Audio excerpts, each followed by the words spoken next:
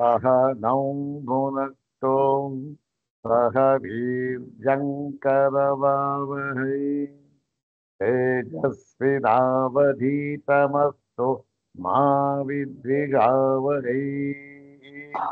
ॐ शान्ति शान्ति शान्तिः।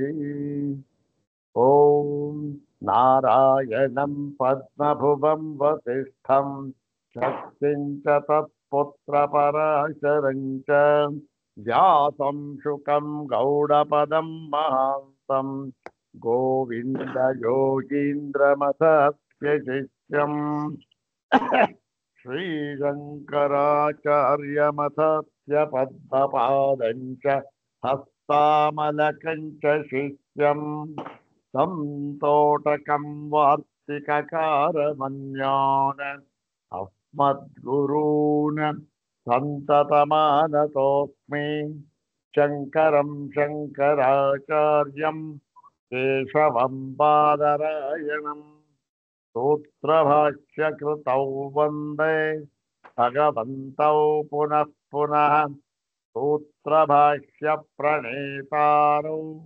वेदान्ताभ्यप्रभाकरौ वन्दे परस्परात्मानौ बादरायणशङ्करौ श्रुतिस्मृतिपुराणानाम् आलयं करुणालयं नमामि भगवत्पादं शङ्करं लोकशङ्करं नमामि भगवत्पादशङ्करं लोकशङ्करं वन्दे तं सच्चिदानन्दं यतिवर्यं महामतिं वेदवेदान्तसारज्ञं सद्गुरुं प्रणतोऽस्म्यहम्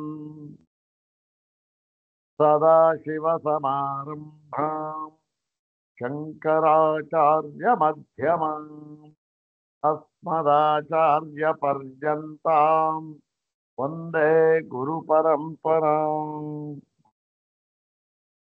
ॐ नमो ब्रह्मादिभ्यो ब्रह्मविद्यासम्प्रदायकर्तृभ्यो वंशऋषिभ्यो नमो महद्भ्यो नमो गुरुभ्यः सर्वोपप्लवरहितः प्रज्ञानघनः प्रत्यगर्थो ब्रह्मैवाहमस्मि ब्रह्मैवाहमस्मि अधीहि भगवो ब्रह्म श्रीमच्छङ्कर भगवत्पूज्यपादमः सद्गुरुभ्यो नमः। श्री श्री सच्चिदानन्देन्द्र सरस्वती सद्गुरुभ्यो नमः। यो ब्रह्माणं विदधाति पूर्वं यो वै वेदांश्च प्रहिणोति तस्मै ब्रह्मदेवमात्मबुद्धिप्रकाशम् मुमुक्षुर्वै शरणमहं प्रपद्ये। ॐ शान्ति शान्ति शान्तिः। अग्रे उपस्थितेभ्यः भवद्भ्यः सर्वेभ्यो जिज्ञासुभ्यः हार्दान् प्रणामान् समर्पयामि। ब्रह्मसूत्र शांकर भाष्ये तृतीयाध्याये द्वितीये पादे एकादश सूत्रात्मकेऽस्मिन् पंचमे उभयलिंगाधिकरणे तस्मिन् अधिकरणे उपनिबद्धानि एकादश सूत्राणि एकवारं पठित्वा अनन्तरं प्रकृतं एकादशं सूत्रम् एकवारं पठित्वा सूत्रार्थं तद्भाष्यभागं च तदवशिष्टभाष्यभागं च यथाचार्यानुग्रहम् इदानीं विचारयामः। इदं सूत्रं पादादितः एकविंशं सूत्रम्। सर्वाग्रे शंकर भगवत पूज्यपादानां प्रशस्ति श्लोकमेकं पठित्वा तेषां पादारविन्दयोः शिरसा प्रणिपत्य अनुग्रहं च प्राप्य ಪ್ರಕೃತಂ ಏಕವಿಂಶಂ ಸ್ತೋತ್ರಂ ತದ್ಭಾಷ್ಯಭಾಗಂಚ ತದವಶಿಷ್ಟಭಾಷ್ಯಭಾಗಂಚ ಯಥಾಚಾರ್ಯಾನುಗ್ರಹಂ ಇದಾನೀಂ ವಿಚಾರಯಾಮಃ. ಸರ್ವಾಗ್ರೆ ತಸ್ಮಿನ್ ದೀಪಾವಳಿ ಶುಭ ಸಂದರ್ಭೆ ಶುಭಾವಸರೆ ಸರ್ವೇಷಾಂ ಭಗವತಿ ಶುಭಂ ತನೋತು ಮಂಗಳಂ ತನೋತು ಇತಿ ಪ್ರಾರ್ಥಯಾಮಿ. ಇದಾನಿ ಶ್ರೀ ಶಂಕರ ಭಗವತ್ ಪೂಜ್ಯಪಾದಾನಾಂ ಪ್ರಶಸ್ತಿ ಶ್ಲೋಕಮೇಕಂ ದ್ವಿವಾರಂ ಪಠಾಮಃ.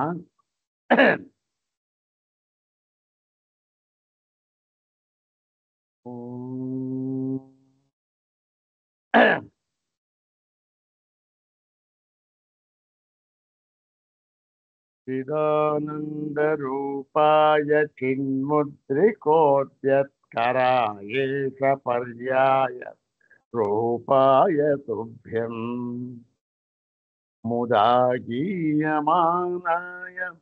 ವೇದೋತ್ತಮಾಂಗೈಃ ಶ್ರಿತಾನಂದದಾತ್ರೆ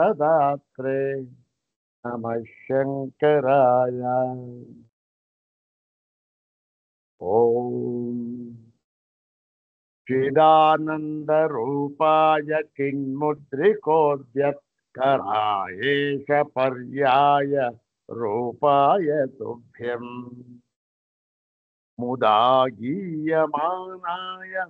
ವೇದೋತ್ತಮಾಂಗೈಃ ಶ್ರಿತಾನಂದದಾತ್ರೆ ನಮಃ ಶಂಕರಾಯ. ಶ್ರಿತಾನಂದದಾತ್ರೆ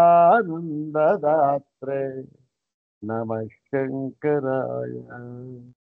ನಮಃ ಶಂಕರಾಯ. ಭುಜಂಗ ಪ್ರಯಾಸದಲ್ಲಿ ರಚನೆ ಆಗಿರ್ತಕ್ಕಂಥ ಒಂದು ಸುಂದರವಾದ ಶ್ಲೋಕ ಇದು. ಪರಮ ಪೂಜ್ಯ ಬ್ರಹ್ಮನಿಷ್ಠ ಶ್ರೀ ಶ್ರೀ ಸಚ್ಚಿದಾನಂದೇಂದ್ರ ಶಿವಾಭಿನವ ನೃಸಿಂಹ ಭಾರತಿ ಮಹಾಸ್ವಾಮಿಗಳು ಶೃಂಗೇರಿ ಅಧ್ಯಕ್ಷರಾಗಿದ್ದರು. ಅವರು ರಚನೆ ಮಾಡಿರ್ತಕ್ಕಂಥ ಒಂದು ಕೃತಿ ಶ್ಲೋಕ ಬಹಳ ಚೆನ್ನಾಗಿತ್ತು. ಚಿದಾನಂದ ರೂಪಾಯ ಚಿನ್ಮುದ್ರಿಕೋದ್ಯತ್ಕರಾಯೇಶ ಪರ್ಯಾಯ ರೂಪಾಯ. ಮೊಟ್ಟ ಮೊದಲನೇದಾಗಿ ನಮಃ ಶಂಕರಾಯ, ಆ ಶಂಕರ ಭಗವತ್ಪಾದರಿಗೆ ನಮಸ್ಕಾರ. ಆ ಶಂಕರ ಭಗವತ್ಪಾದರು ಅಂದ್ರೆ ಎಂಥ ಶಂಕರ ಭಗವತ್ಪಾದರು ಅಂದ್ರೆ ಚಿದಾನಂದ ರೂಪಾಯ. ಚಿದಾನಂದ ರೂಪಾಯ, ಚಿತ್ ಆನಂದ, ಚಿತ್ ಸ್ವರೂಪರು, ಆನಂದ ಸ್ವರೂಪರು, ಚೈತನ್ಯ ಸ್ವರೂಪರು, ಜ್ಞಾನ ಸ್ವರೂಪರು, ಆನಂದ ಸ್ವರೂಪರು. ಮತ್ತು ಚಿನ್ಮುದ್ರಿಕೋದ್ಯತ್ಕರಾಯ. ಚಿನ್ಮುದ್ರಿಕೋದ್ಯತ್ಕರಾಯ ಅಂದ್ರೆ ಚಿನ್ಮುದ್ರೆಯನ್ನು ಪ್ರದರ್ಶಿಸುವ ಎತ್ತಿದ ಕೈಯುಳ್ಳವರಾಗಿಯೂ, ಉದ್ಯತ್ಕರಾಯ ಎತ್ತಿದ ಕೈಗಳುಳ್ಳವರಾಗಿಯೂ ಕೂಡ ಎಲ್ಲಿ ಬಲಗೈಯಿಂದ ಅಭಯ ಮುದ್ರೆ ಚಿನ್ಮುದ್ರೆ ಅದನ್ನ ಪ್ರದರ್ಶಿಸುತ್ತಿದ್ದಾರೆ ಶ್ರೀಮತ್ ಶಂಕರ ಭಗವತ್ ಪೂಜ್ಯಪಾದರು. ಯಾಕೆ? ನನ್ನಿಂದ ಈ ಎಲ್ಲರಿಗೂ ಕೂಡ ಮುಕ್ತಿ ಎನ್ನುವಂತಹದ್ದು ಸಿಕ್ಕುತ್ತೆ ಅಂತಕ್ಕಂಥದ್ದು ಗೌಣ. ಮುಖ್ಯವಾಗಿ ಏನು, ಇಲ್ಲಿ ನಾನು ಹೇಳತಕ್ಕಂತಹ, ನಾನು ಈಗ ವ್ಯಾಖ್ಯಾನ ಮಾಡತಕ್ಕಂತಹ ಈ ಲೋಕೋತ್ತರವಾದ ಭಾಷ್ಯ ಇದೆಯಲ್ಲ, ಇದನ್ನ ಯಾರು ಅರ್ಥ ಮಾಡಿಕೊಂಡು ಅನುಭವಕ್ಕೆ ತಂದುಕೊಂಡು ಇರುವವರಾಗುತ್ತಾರೆಯೋ ಅವರು ಏನಾಗ್ತಾರೆ? ಈಗಲೇ ಈ ಕ್ಷಣವೇ ಅಂದ್ರೇನು, ಈ ಒಂದು ಶರೀರವು ಇದ್ದುಕೊಂಡಿರುವಾಗಲೇ ಅವರು ಕೃತಾರ್ಥರಾಗಿ ಬಿಡುತ್ತಾರೆ, ಮುಕ್ತರಾಗಿ ಬಿಡುತ್ತಾರೆ, ಎಲ್ಲ ದ್ವೈತ ವಿಷಯಗಳಿಂದಲೂ ಕೂಡ ಎನ್ನುವುದನ್ನ ಪ್ರದರ್ಶಿಸುವುದಕ್ಕೋಸ್ಕರ ಅಭಯ ಮುದ್ರೆಯನ್ನ ಎತ್ತಿ ಹಿಡಿದಿದ್ದಾರೆ. ಯಾವುದು? ತೈತ್ತಿರೀಯದ ಒಂದು ಸೂಚನೆ. ಅಭಯಂ ಪ್ರತಿಷ್ಠಾಂ ವಿಂದತೆ ಅಂತಕ್ಕಂಥ. ಮತ್ತು ಈಶ ಪರ್ಯಾಯ ರೂಪಾಯ ಚಿನ್ಮುದ್ರಿಕೋದ್ಯತ್ಕರಾಯ ಈಶ ಪರ್ಯಾಯ ರೂಪಾಯ. ಈಶ ಪರ್ಯಾಯ ರೂಪ. ಈಶ ಅಂದ್ರೆ ಶಂಕರ, ಭಗವಾನ್ ಶಂಕರ ಪರಮೇಶ್ವರ.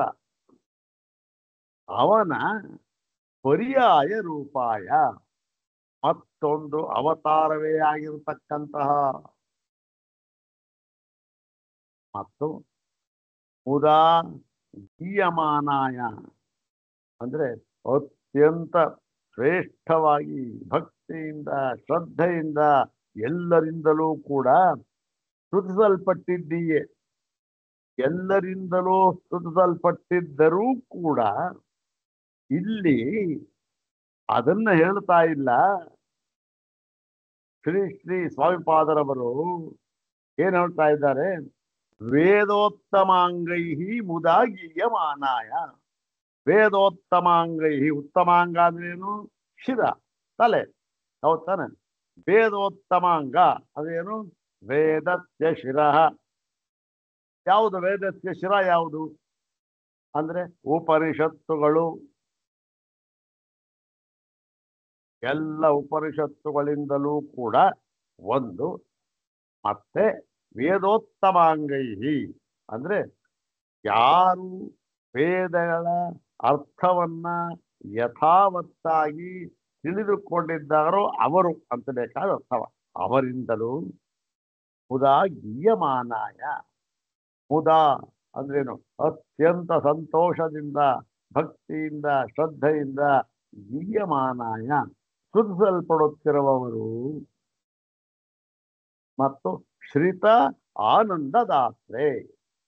ಶ್ರಿತ ಏನು? ಆಶ್ರಿತ ಜನಾನಾಂ, ಯಾರು ನಿಮ್ಮ ಪಾದಪದ್ಮಗಳನ್ನು ಆಶ್ರಯಿಸಿ ಪ್ರಪತ್ತಿಯನ್ನು ಹೊಂದಿ ಅವರು ಬರುತ್ತಾರೋ ಅವರೆಲ್ಲರಿಗೂ ಕೂಡ ಆನಂದದಾತ್ರೆ. ಇಲ್ಲೂ ಕೂಡ ಆನಂದ ಅಂದ್ರೇನು? ಯಾವ ಒಂದು ವಿಷಯ ಮತ್ತೆ ಆ ಒಂದು ಇಂದ್ರಿಯಗಳು ಇವುಗಳ ಸಂಪರ್ಕದಿಂದ ಉಂಟಾದ ಆನಂದ ಅಂತ ಅಲ್ಲ. ಇದು ಕೇವಲ ಆನಂದ. ಯಾವುದು? ತೈತ್ರಿಯದಲ್ಲಿ ಹೇಳಿರತಕ್ಕಂತಹ ಆನಂದಮಯನಿಗಿಂತಲೂ ಶ್ರೇಷ್ಠವಾದ ಆನಂದಮಯನಿಗಿಂತಲೂ ಸೂಕ್ಷ್ಮವಾಗಿರತಕ್ಕಂಥ ಕೇವಲ ಆನಂದ ಅಷ್ಟೇ. ಇನ್ನೇ ಯಾವ ವಿಶೇಷಣವೂ ಇಲ್ಲ. ಅಷ್ಟೇ ಮಯ. ಯಾವ ಮಯ ಆಗಿಯ ಯಾವುದಿಲ್ಲ. ಇಂತಹ ಆನಂದವನ್ನ, ಶಾಶ್ವತವಾದ ಆನಂದವನ್ನ ದಾತ್ರೆ ಕೊಡತಕ್ಕವರು ಆಗಿರತಕ್ಕಂತಹ ಶಂಕರಾಯ, ಶಂಕರ ಭಗವತ್ ಪೂಜ್ಯ ಪಾದರ ಈ ಸ್ತುಭ್ಯಂ ಶಂಕರಾಯ ಅಂತ ಶಂಕರ ಭಗವತ್ ಪೂಜ್ಯರಾದ ನಿಮಗೆ ನಮಸ್ಕಾರವು ಇರಲಿ, ನಮಸ್ಕಾರವನ್ನು ಮಾಡುತ್ತೇವೆ, ನಮಃ ಅಸ್ತು ಅಂತಕ್ಕಂಥದ್ದು ಅದ್ಭುತ ಒಳ್ಳೆ ಉಪಮೆಯನ್ನು ಕೊಟ್ಟು ಮಾಡಿರ್ತಕ್ಕಂಥ ಶ್ಲೋಕ. ಇನ್ನೊಂದ್ಸರಿ ಶ್ಲೋಕ ಹೇಳ್ಕೊಳ್ಳೋದು ತುಂಬಾ ಚೆನ್ನಾಗಿದೆ. ಆ ಪ್ರಾಸ ಚೆನ್ನಾಗಿ ಅಭಿಲಿಂಗ ಪ್ರಯಾಸದಲ್ಲಿ ರಚನೆ ಮಾಡಿದ್ದಾರೆ. ಓಂ ಚಿದಾನಂದ ರೂಪಾಯ ಚಿನ್ಮುದ್ರಿಕೋದ್ಯತ್ಕರಾಯೇಷ ಪರ್ಯಾಯ ರೂಪಾಯ ತುಭ್ಯಂ ಮುದಾ ಗೀಯಮಾನಾಯ ವೇದೋತ್ತಮಾಂಗೈ ಶ್ರಿತಾನಂದದಾತ್ರೆ ನಮಃ ಶಂಕರಾಯ. ಶ್ರಿತಾನಂದದಾತ್ರೆ ನಮಃ ಶಂಕರಾಯ. ನಮಃ ಶಂಕರಾಯ.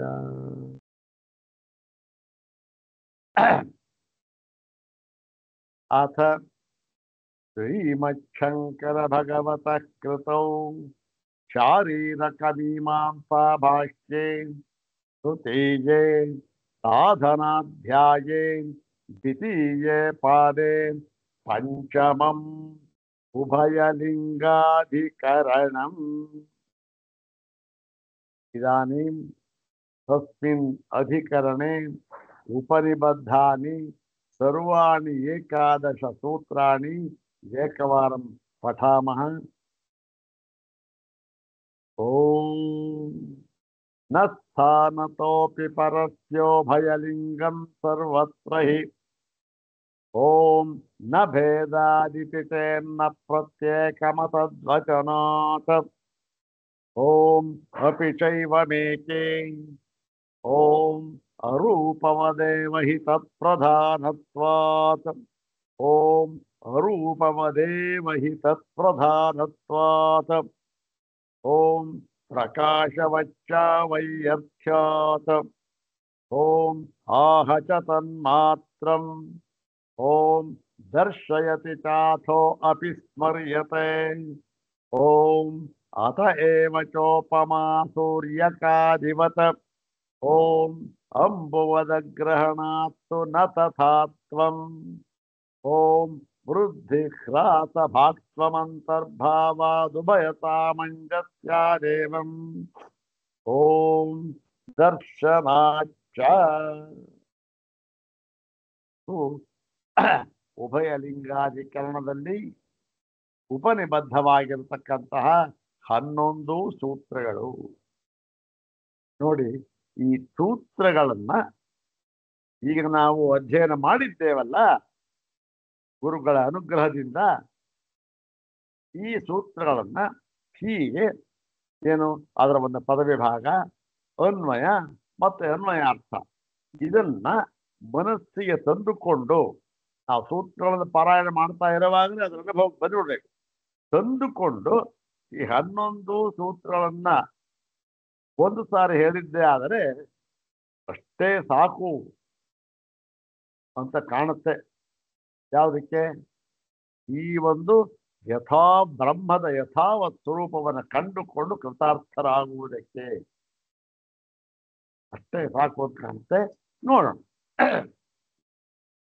ಇರಲಿ, ನಾವು ಆ ಒಂದು ಗುರುಗಳ ಅನುಗ್ರಹದಿಂದ ಅದನ್ನ ಮಾಡಿದ್ದೇವೆ ಅಂತ ತಿಳ್ಕೊಂಡಿದ್ದೇವಲ್ಲ, ನೋಡೋಣ.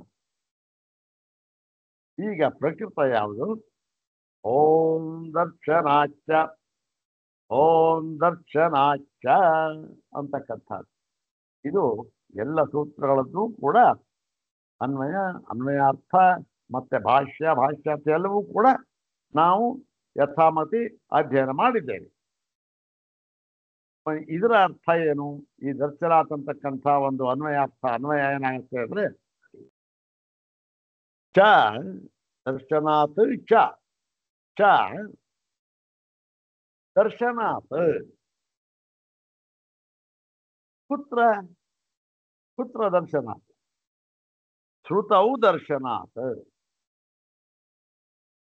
ಶ್ರುತೌ ದರ್ಶನಾಥ್ ಹೌದು किं भवति इत्युक्ते श्रुतौ दर्शनात् निर्विकल्पकैकलिङ्गं ब्रह्म इति सिद्धं भवति. ಇದು ಸಿದ್ಧ.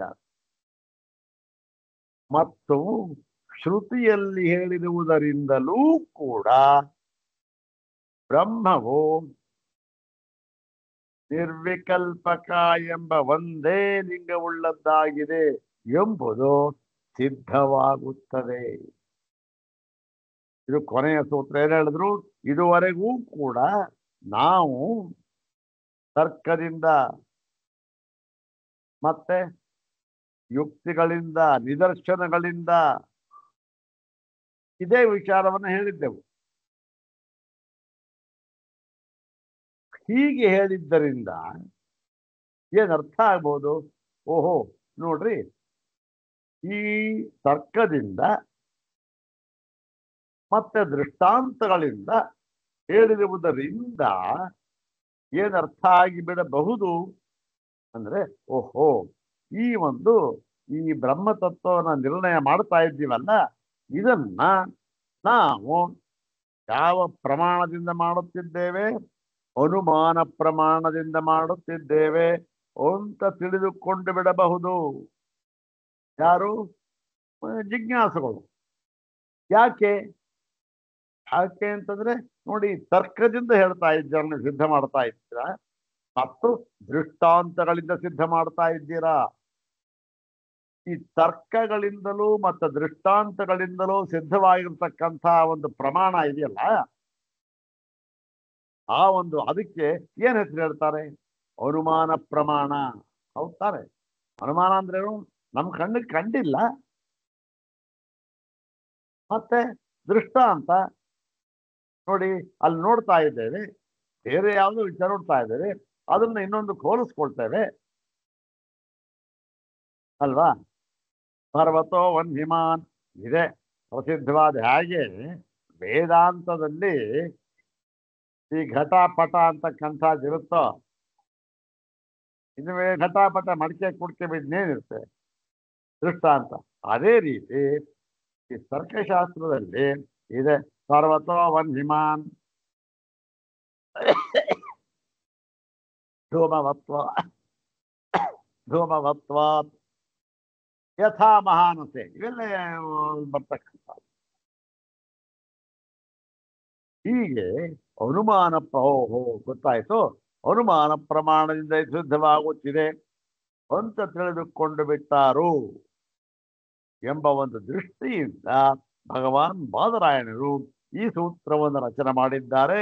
ಇದು ಅನುಮಾನ ಅಲ್ಲಪ್ಪ, ಪ್ರತ್ಯಕ್ಷವಾಗಿ ನಾವು ಕಂಡುಕೊಳ್ಳಬಹುದಾಗಿರ್ತಕ್ಕಂತಹ ಶ್ರುತಿಯಲ್ಲಿ ಹೇಳಲ್ಪಟ್ಟಿರತಕ್ಕಂತಹ ವಿಚಾರ ಇದು.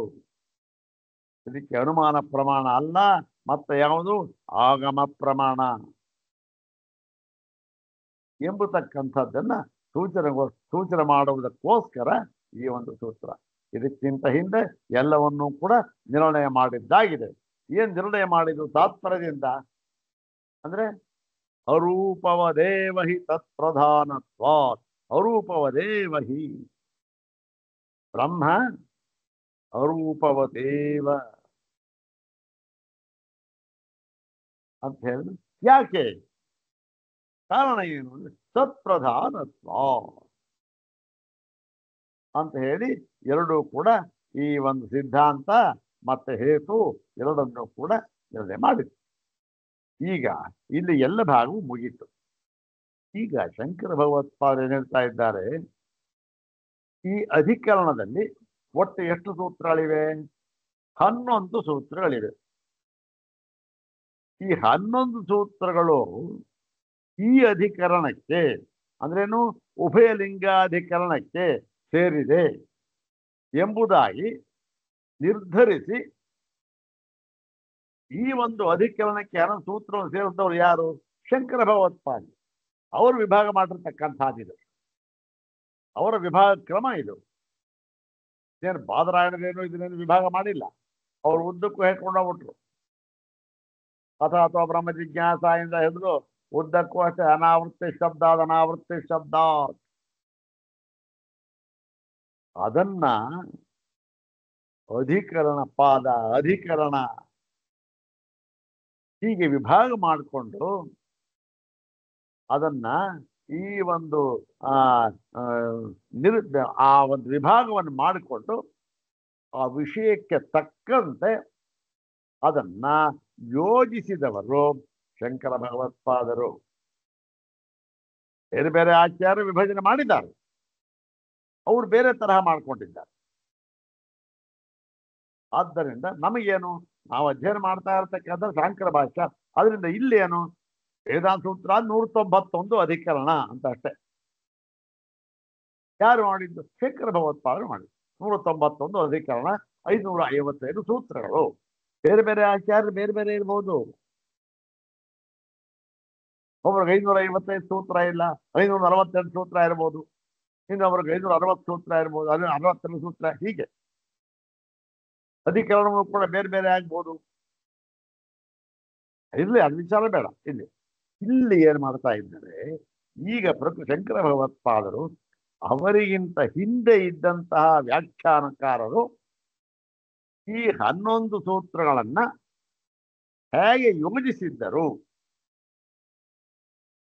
ಅಂತ ಹೇಳಿದ್ರೆ ಅದನ್ನು ವಿಚಾರ ಮಾಡಿ ಮತ್ತೆ ಯಾವ ಅರ್ಥದಲ್ಲಿ ವಿಷಯ ಏನು ಅದಕ್ಕೆ ಅದೊಂದು ಅಧಿಕರಣ ಅಂದ್ರೆ ಒಂದು ವಿಷಯ ಹೌದ್ ತಾನೆ.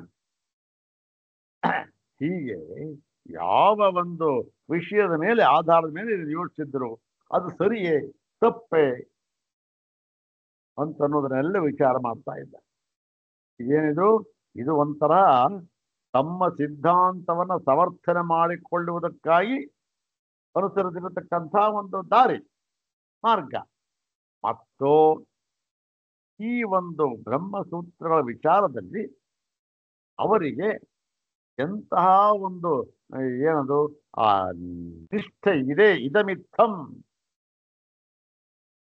ಎಂಬುದಾಗಿ ಅದರಲ್ಲಿ ಒಂದು ನಿಷ್ಠೆ ಅಂತಕ್ಕಂಥದ್ದು ಇತ್ತು ಅಂತಕ್ಕಂಥದ್ದು ಗೊತ್ತ. ನೋಡೋಣ ಏನು ಅಂತ.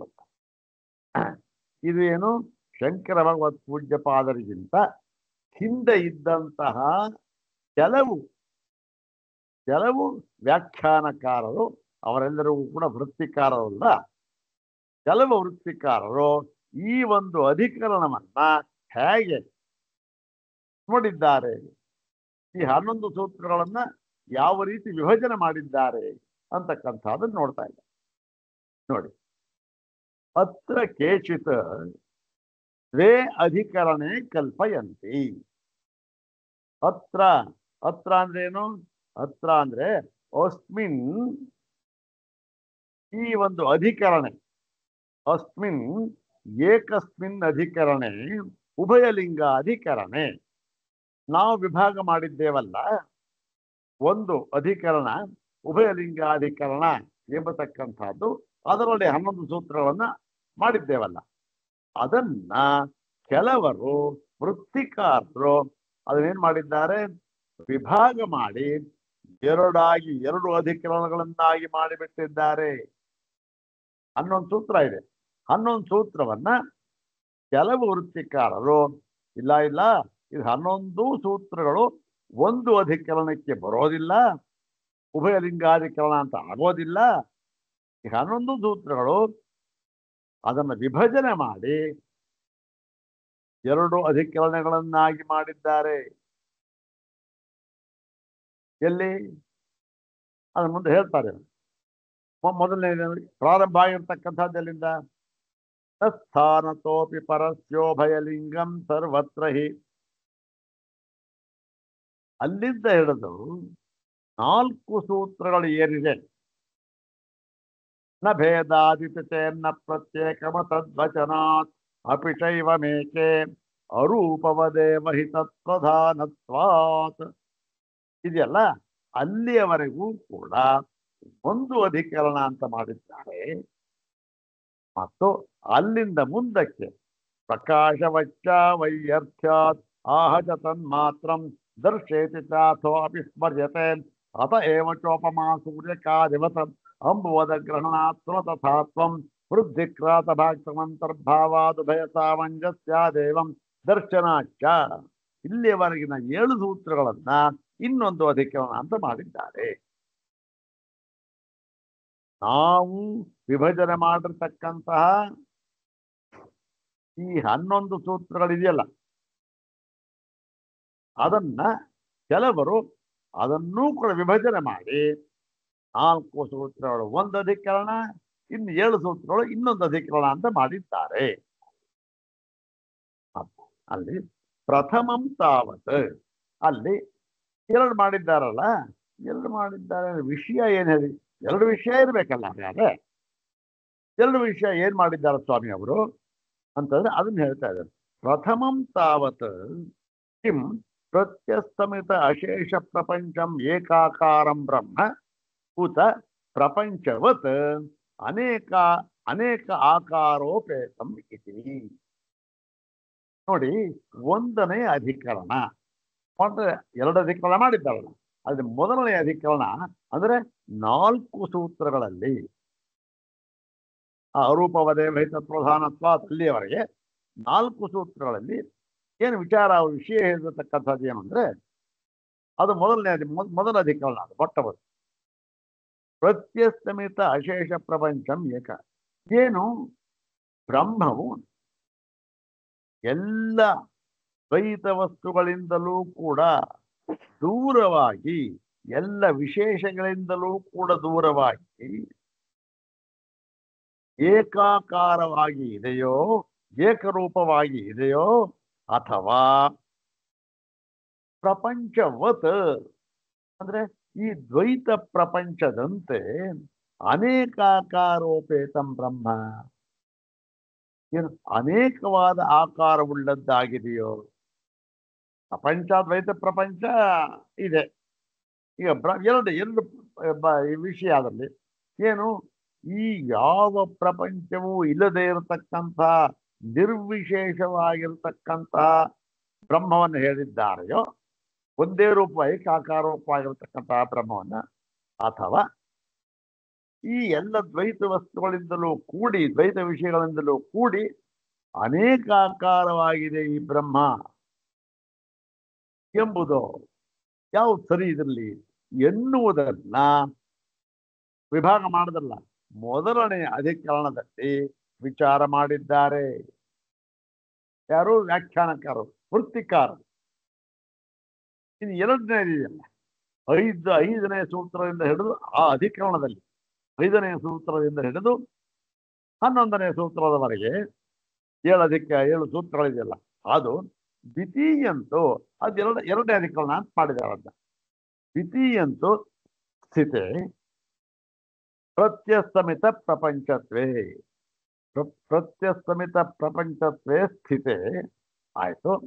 ಎರಡನೇ ಅಧಿಕರಣದಲ್ಲಿ ಏನ್ ಮಾಡಿದ್ದಾರೆ, ಅಲ್ಲಿ ತೀರ್ಮಾನ ಮಾಡಿದ್ರು ಏನು, ಎಲ್ಲ ಸವಿಶೇಷವೋ ನಿರ್ವಿಶೇಷವೋ ಅಂತ ತೀರ್ಮಾನ ಮಾಡಿ ಈ ಒಂದು ನಿರ್ವಿಶೇಷ ಅಂತ ತೀರ್ಮಾನ ಮಾಡುತ್ತೆ. ಯಾರು? ವೃತ್ತಿಕಾರರು, ಮೊದಲನೆಯ ಭಾಗದಲ್ಲಿ. ಈಗ ನಿರ್ವಿಶೇಷ ಅಂತ ಆದ ಮೇಲಿಂದ ಮುಂದಿನ ಒಂದು ಅಧಿಕರಣ ಬಂದಿದೆಯಲ್ಲ, ವಿಭಾಗ ಮಾಡಿ ಮುಂದಿನ 7 ಸೂತ್ರಗಳು. ಆ ಅಧಿಕರಣದಲ್ಲಿ ಏನ್ ಹೇಳಿದ್ರು ಅಂದ್ರೆ, ಆಯ್ತು ಈ ನಿರ್ವಿಶೇಷವಾದ ಬ್ರಹ್ಮ ಅಂತ ಇಟ್ಟುಕೊಂಡರೂ ಕೂಡ ಏನು, ಈ ಬ್ರಹ್ಮ ಸಲ್ಲಕ್ಷಣಂ ಬ್ರಹ್ಮ, ಇದೇನು ಸದ್ರೂಪವಾದದ್ದು, ಉತ ಬೋಧಲಕ್ಷಣಂ ಅಥವಾ ಕೇವಲ ಬೋಧಲಕ್ಷಣವಾದದ್ದು. ಏನು, ಒಂದು ಸದ್ರೂಪವಾಗಿರ್ತಕ್ಕಂಥದ್ದು. ಸದ್ರೂಪ ಅಂದ್ರೆ ಏನು, ಇರುವಿಕೆ ಎನ್ನುವ ರೂಪವುಳ್ಳದ್ದಾಗಿರ್ತಕ್ಕಂಥದ್ದು, ಇರುವಿಕೆ ಎನ್ನುವ ಸ್ವಭಾವವುಳ್ಳದ್ದಾಗಿರ್ತಕ್ಕಂಥದ್ದು. ಹಾಗೂ ಅಥವಾ ಬೋಧಲಕ್ಷಣಂ, ಕೇವಲ ಈ ಒಂದು ಜ್ಞಾನ ಸ್ವರೂಪ, ಚೈತನ್ಯ ಸ್ವರೂಪ ಆ ರೂಪವುಳ್ಳದ್ದಾಗಿದೆಯೋ, ಅಥವಾ ಉತ ಉಭಯ ಲಕ್ಷಣಂ, ಅಥವಾ ಎರಡೂ ಕೂಡ ಉಳ್ಳದ್ದಾಗಿದೆಯೋ ಎನ್ನುವ ವಿಚಾರವನ್ನ 2ನೇ ಭಾಗದಲ್ಲಿ ಮಾಡಿದ್ದಾರೆ. ಯಾವುದು? 2ನೇ ಅಧಿಕರಣ ಮಾಡಿದ್ರಲ್ಲ, ಮೊದಲನೇ ಭಾಗದಲ್ಲಿ ಹೀಗೆ ಮಾಡಿದ್ದಾರೆ, 2ನೇ ಭಾಗದಲ್ಲಿ ಹಾಗೆ ಮಾಡಿದ್ದಾರೆ. ಹೇಗೆ? ಏನ್ರಿ, ಅರೂಪವದೇವ ಹಿ ತತ್ಪ್ರಧಾನತ್ವಾದ ಅಂತ ಆಯ್ತು. ಆದ ಮೇಲೂ ಕೂಡ ಈ ಪ್ರಕಾಶವಚ್ಚಾವಯ್ಯ ಬಂದಿದೆ. ಅದಕ್ಕೆ ಆ 7 ಸೂತ್ರಗಳು ಏನು ಅರ್ಥ ಮಾಡಿದ್ದಾರೆ, ಏನು ವಿಚಾರ ಮಾಡಿದ್ದಾರೆ ಅಲ್ಲಿ ಅಂತಂದ್ರೆ, ನೋಡಿ, ನಿರ್ವಿಶೇಷ ಬ್ರಹ್ಮ ಅಂತ ಆಯ್ತು, ಇಟ್ಕೊಳ್ಳೋಣ, ಸರಿ. ಹಾಗಿದ್ದರೂ ಕೂಡ ಒಂದು ಸಂದೇಹ ಬಂದ್ಬಿಡುತ್ತೆ. ಏನು, ಈ ಬ್ರಹ್ಮವು ಸದ್ರೂಪವಾದದ್ದು ಅಥವಾ ಚೈತನ್ಯ ರೂಪವಾದದ್ದು, ಅಥವಾ ಎರಡೂ ರೂಪವುಳ್ಳದ್ದಾಗಿದೆಯೋ ಅಂತಕ್ಕಂಥದ್ದು ಸಂದೇಹ ಬರುತ್ತೆ. ಆ ಸಂಶಯವನ್ನ ನಿವಾರಿಸುವುದಕ್ಕಾಗಿ ಈ 7 ಸೂತ್ರಗಳು, ಯಾವುದು ಪ್ರಕಾಶವಚ್ಚಾವಯ್ಯರ್ಥಾತ್ ಅನ್ನುವುದರಿಂದ ಹಿಡಿದು ದರ್ಶನಾಚ್ಯ ಎನ್ನುವವರೆಗಿನ 7 ಸೂತ್ರಗಳು ಬಂದಿವೆ ಎಂಬುದಾಗಿ ಅವರು ವಿಭಾಗ ಮಾಡಿ ಅರ್ಥ ಮಾಡಿದ್ದಾರೆ. ಗೊತ್ತಾಯ್ತು? ಅದಕ್ಕಿಂತ ಮುಂಚೆ ಒಂದು ನಮ್ಮ ಬುದ್ಧಿಯಲ್ಲಿ ಚೆನ್ನಾಗಿ ಬೇರೂರಬೇಕು.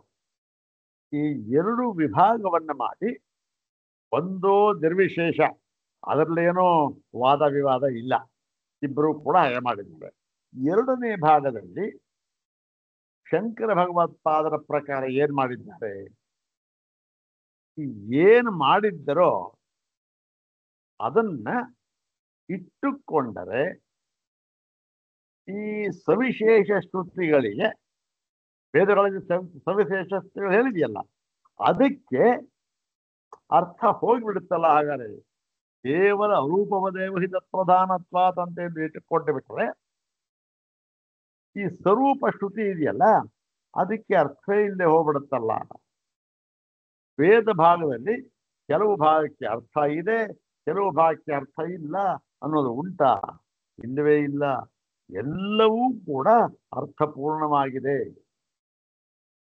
ಆದ್ದರಿಂದ ಏನಾಗಿದೆ, ಈ ಸವಿಶೇಷ ಲಿಂಗವನ್ನು ಹೇಳ್ತಾ ಇದ್ದಾರಲ್ಲ, ಆ ವಾಕ್ಯಗಳಿಗೆ ಏನು ಗತಿ ಅಂತ ಪ್ರಶ್ನೆ ಹಾಕಿಕೊಂಡು, ಹಾಗಾದ್ರೆ ಅದು ವ್ಯರ್ಥವೇ ಅದು ಅಂದ್ರೆ, ಇಲ್ಲ ಇಲ್ಲ, ಅವೈರ್ಥ್ಯ, ವ್ಯರ್ಥವಲ್ಲ, ಪ್ರಕಾಶವತ್ ಅಂತ ಪ್ರಾರಂಭ ಮಾಡಿಕೊಂಡು ಅದನ್ನೇ ದರ್ಶನಾಚ್ಯ, ಅದು ವ್ಯರ್ಥವಲ್ಲ, ಅದಕ್ಕೂ ಅರ್ಥ ಇದೆ ಅಂತ ಹೇಳಿ, ಅದಕ್ಕೂ ಕೂಡ ಸಾರ್ಥಕತೆಯನ್ನು ಹೇಳಿ, ಯಾವುದಕ್ಕೆ?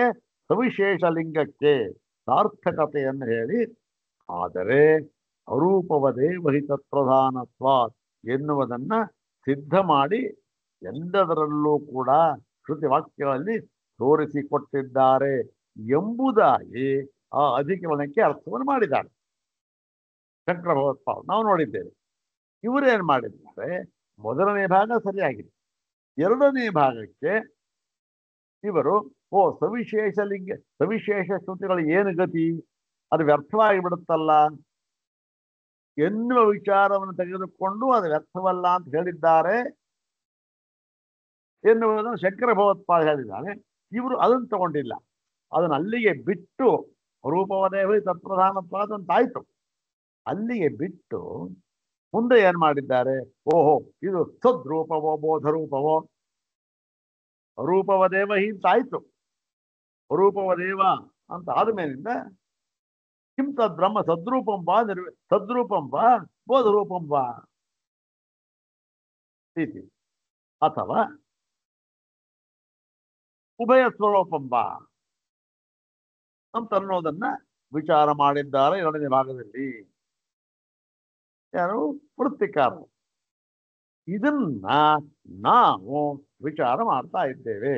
ಇದು ಎಷ್ಟರ ಮಟ್ಟಿಗೆ ಸರಿ, ಎಷ್ಟರ ಮಟ್ಟಿಗೆ ಅಲ್ಲ, ಮತ್ತೆ ನಾವು ಹೇಗೆ ವಿಭಜನೆ ಮಾಡಿ ಅರ್ಥವನ್ನ ಮಾಡಿದ್ದೇವೆ ಅದು ಹೇಗೆ ಸರಿ. ಇದಕ್ಕೇನು ಆಗಮ ಬೇಕಾಗಿಲ್ಲ, ಇದು ಕೇವಲ ತರ್ಕ. ಇದು ನೋಡಿ, ಈ ಕಾರಣದಿಂದ ನಾವು ಮಾಡಿರ್ತಕ್ಕಂಥ ವಿಭಾಗ ಕ್ರಮವೇ ಸರಿಯಾಗಿದೆ, ನಾವು ಮಾಡಿರ್ತಕ್ಕಂಥ ಅರ್ಥವೇ, ಅಧಿಕರಣಾರ್ಥವೇ ಸರಿಯಾಗಿದೆ ಎಂಬುದಾಗಿ ತರ್ಕದ ಮೂಲಕವಾಗಿ ಹೇಳಬೇಕು. ಆ ಕೆಲಸವನ್ನ ಈಗ ಭಗವತ್ಪಾದ ಶಂಕರರು ಮಾಡ್ತಾ ಇದ್ದಾರೆ. ಮಾಡದೆ ಇದ್ರೆ ಏನಾಗ್ತಾ ಇತ್ತು? ಸ್ವಾಮಿ ನಿಮಗೆ ಆತಕ್ಕದು, ನೀವು ಏನನ್ನು ಹೇಳಬೇಕು ಅದನ್ನು ಹೇಳಾಯ್ತು, ಹೌದ್ ತಾನೆ? 11 ಸೂತ್ರಗಳಲ್ಲಿ ಹೇಳಾಯ್ತು. ಬೇರೆಯವ್ರು ಹಾಗೆ ಹೇಳಿದ್ದಾರೆ, ಹೀಗೆ ಹೇಳಿದ್ದಾರೆ, ಅರ್ಥರೇ ಇಲ್ಲ ಅಂತ ಯಾಕೆ ಸ್ವಾಮಿ ನಿಮಗೆ ಅಂದ್ರೆ, ಅದಕ್ಕೆ ಉತ್ತರವನ್ನು ಹಿಂದೆ ಬೇಕಾದಷ್ಟು ಹೇಳಿದ್ದಾರೆ. ನಮಗೆ ನೀವು ಹೇಳೋದು ಸರಿಯಾಗಿದೆ, ಅವ್ರು ಹಾಗೆ ಯಾರು ಹೇಳ್ಕೊಳ್ಳಿ, ನಮಗೆ ಅದರ ತಲೆ ಕೆಡಿಸ್ಕೊಳ್ಳೋದಿಲ್ಲ ನಾವು, ನಮಗದು ಬೇಕಾಗೂ ಇಲ್ಲ. ಆದರೆ ಏನಾಗುತ್ತೆ ಗೊತ್ತೇನೋ ಅನರ್ಥ. ಈಗ ಅವರು ಆ ಥರ ಹೇಳಿರೋದ್ರಿಂದ ಯಾರ್ರೀ ಅವರು ಆ ಥರ ಹೇಳಿರ್ತಕ್ಕಂಥದ್ದು ನೋಡ್ತಾರೆ. ಯಾರ್ರೀ ಇವನು? ಓಹೋ, ಇವನು ಬ್ರಹ್ಮನ ಮಾನಸ ಪುತ್ರ ಹೇಳಿದ್ರು ಅಂತಂತಾರೆ. ಆವಾಗ ಏನ್ ಮಾಡ್ತಾರೆ? ಓಹೋ ಅವ್ರೇನ್ರಿ, ಹಾಗಾದ್ರೆ ಅದೇ ಸರಿ ಎಂಬುದಾಗಿ ಜಿಜ್ಞಾಸುಗಳು ತೀರ್ಮಾನ ಮಾಡಿ ಅದಕ್ಕೆ ಬದ್ಧರಾಗಿ ಬಿಡುತ್ತಾರೆ. ಯಾಕೆ? ಅವ್ರು ಅಂಥ ದೊಡ್ಡವ್ರು ಹೇಳಿದಾರಂತೆ ಕಣ್ರಿ, ಎಲ್ಲರೂ ಕೂಡ ಅದನ್ನೇ ಅನುಸರಿಸ್ಕೊಂಡು ಬಂದಿದ್ದಾರಂತೆ, ಅದನ್ನೇ ಹೇಳ್ಬಿಡು ಅನುಸರಿಸ್ಬಿಡ್ತಾರೆ. ಅನುಸರಿಸ್ಕೊಳ್ಳಿ, ಏನಾಯ್ತು? ಅವರು ದೊಡ್ಡವ್ರು ತಾನೆ ಅಂದ್ರೆ, ಇಲ್ಲ ಇಲ್ಲ ಇಲ್ಲ, ಹಾಗೆ ಬೇರೊಂದು ವಿಧವಾಗಿ ಅನುಸರಿಸಿದರೆ ಅವರಿಗೆ ಏನಾಗುತ್ತೆ, ಈ ಪ್ರಯೋಜನ ಅಂತಕ್ಕಂಥದ್ದು ಪರಮ ಪ್ರಯೋಜನ ಶ್ರುತಿ ವಾಕ್ಯಗಳಿಗೆ ಆಗುವಂತಹ ಪ್ರಯೋಜನವು ಆಗುವುದಿಲ್ಲ. ಮತ್ತೇನು ಅನರ್ಥಚ್ಚ ಇಲ್ಲ, ಅನರ್ಥವೂ ಆಗ್ಬೇಕು. ಹೀಗೆ ಅನ್ಯಥಾ ನಾವು ಅರ್ಥ ಮಾಡಿಕೊಂಡು ಬಿಟ್ಟರೆ ಅನರ್ಥವಾಗಿ ಬಿಡಬಹುದು ಎನ್ನುವ ಒಂದು ಉದ್ದೇಶದಿಂದ ನಮ್ಮ ಸಿದ್ಧಾಂತವನ್ನು ಸಮರ್ಥನೆ ಮಾಡಬೇಕು. ಮಾಡುವುದರ ಜೊತೆಗೆ ನೋಡಿ, ಆ ಒಂದು ಸಿದ್ಧಾಂತದಲ್ಲಿ ಈ ದೋಷ ಇದೆ ಎನ್ನುವುದನ್ನು ತೋರಿಸಿಕೊಟ್ಟರೆ ಜಿಜ್ಞಾಸುಗಳು ಆ ದಾರಿಯಲ್ಲಿ ಹೋಗುವುದಿಲ್ಲ. ಯಾಕೆ? ದೋಷವನ್ನು ತೋರಿಸ್ಕೊಟ್ಟಿದ್ದೇವೆ ನಾವು, ಈ ದಾರಿಯಲ್ಲೇ ಬರ್ತಾರೆ. ಹಾಗಾಗಿ ಏನಾಗುತ್ತೆ, ಪರಮ ಪ್ರಯೋಜನ ಅವರಿಗೆ ಸಿದ್ಧವಾಗುತ್ತೆ. ಆ ಒಂದು ದೃಷ್ಟಿಯಿಂದ ನಾವು ಅವರ ಮತದಲ್ಲಿನ ದೋಷಗಳನ್ನು ಹೇಳ್ತಾ ಇದ್ದೇವೆ ಅಷ್ಟೇ ಹೊರತು ಅವರಲ್ಲಿ ದೋಷವನ್ನು ಎಣಿಸಬೇಕು ಅಂತ ಅಲ್ಲ. ಮತ್ತೆ ಹಾಗೆ ಮಾಡುವುದರಿಂದ ನಮಗೆ ಯಾವ ಪ್ರಯೋಜನವೂ ಇಲ್ಲ, ಮತ್ತೆ ನಮಗೆ ಅದು ಬೇಕಾಗೂ ಇಲ್ಲ. ಅದು ವೃಥಾ ಕಾಲ ಹರಣ ಅಷ್ಟೇ, ವೃಥಾ ಕಾಲ ಹರಣ, ಬೇಕಾಗಿಲ್ಲ. ಆದರೆ ಈ ಒಂದು ದೃಷ್ಟಿ ಇದೆಯಲ್ಲ, ಅನರ್ಥ ಆಗಿಬಿಡುತ್ತಲ್ಲ ಎನ್ನುವ ದೃಷ್ಟಿಯಿಂದ ಹಾಗಾಗದೆ ಇರಲಿ ಎಂಬುದಾಗಿ ಅವರಲ್ಲಿನ ದೋಷವನ್ನು ನಾವು ತೋರಿಸ್ಕೊಡ್ತಾ ಇದ್ದೇವೆ ಅಷ್ಟೇಪ್ಪ ಅಂತ ಹೇಳಿ ಅದು ಮುಂದುವರಿತಾರೆ. ಎಲ್ಲಿ ಯಾವಾಗ ಹೇಳಿದ್ದು, ಈ ಸಾಂಖ್ಯರನ್ನ ವೈಶೇಷಿಕರನ್ನ ಕುರಿತು ಹೇಳುವಾಗ ಅವರನ್ನ ನಿರಾಕರಣೆ ಮಾಡಿದಾಗ ನಿಮ್ಗೆ ಯಾಕೆ ಸ್ವಾಮಿ ಅದು ಅಂತ ಹೇಳ್ತಾನೆ, ಆವಾಗ ಈ ಮಾತು ಹೇಳ್ತಾರೆ. ಇನ್ನು ಒಂದೆರಡು ಕಡೆ ಹೇಳಿದ್ದಾರೆ. ಹೀಗೇನಾಯ್ತು, ಈ ಒಂದು ದೃಷ್ಟಿಯಿಂದ ಈ ಅಧಿಕರಣ ಎರಡಾಗಿ ವಿಭಜನೆ ಮಾಡಿರ್ತಕ್ಕಂಥದ್ದು ಈ ರೀತಿ ವಿಭಜನೆ ಮಾಡಿದ್ದಾರೆ. ವಿಷಯ ಗೊತ್ತಾಯ್ತು ನಮಗೆ ಇವಾಗ. ಇದು ಎಷ್ಟು ಮಟ್ಟಿಗೆ ಸರಿ ಅಂತ ಅನ್ನುವುದನ್ನ ವಿಚಾರ ಮಾಡಿ ಇದು ತಿಳಿಸಿ ನೋಡಿ. ಅದು ಸಮಂಜಸವಲ್ಲ, ಪಾದರಾಯಣದ ಹೃದಯಕ್ಕೆ ಅದು ಸಮಂಜಸವಲ್ಲ. ನಾವು ಮಾಡಿರ್ತಕ್ಕಂಥ ವ್ಯಾಖ್ಯಾನವೇ, ವಿಭಜನ ಕ್ರಮವೇ, ವಿಭಾಗ ಕ್ರಮವೇ ಸರಿಯಾಗಿದೆ, ಈ ಅರ್ಥವೇ ಸರಿಯಾಗಿದೆ. ಹೀಗೆ ಅರ್ಥ. ಸವಿಶೇಷ ಶ್ರುತಿಗೆ ಅನರ್ಥಕ್ಯ ಎನ್ನುವುದು ಬರದೇ ಇರಲಿ, ಬಂದು ಬಿಡುತ್ತಲ್ಲ ಏನು ವಿಚಾರವನ್ನ ಹಾಕಿಕೊಂಡು ಅದಕ್ಕೆ ಉತ್ತರವನ್ನು ಕೊಟ್ಟಿದ್ದಾರೆ ಮುಂದಿನ ಭಾಗದಲ್ಲಿ. ಹೀಗಾಗಿ ನಾವು ಒಂದೇ ಅಧಿಕರಣ ಅಂತ ಮಾಡಿದ್ದೇವೆ ಅಂತ ಹೇಳಿ ತರ್ಕಬದ್ಧವಾಗಿ ಅದನ್ನು ಸಿದ್ಧ ಮಾಡಿ ತೋರಿಸ್ತಾರೆ. ಅದನ್ನು ಮುಂದಿನ ಭಾಗದಲ್ಲಿ ನೋಡೋಣ. ಓಂ ಶಾಂತಿ ಶಾಂತಿ ಶಾಂತಿ. ಓಂ ತತ್ಸತ್.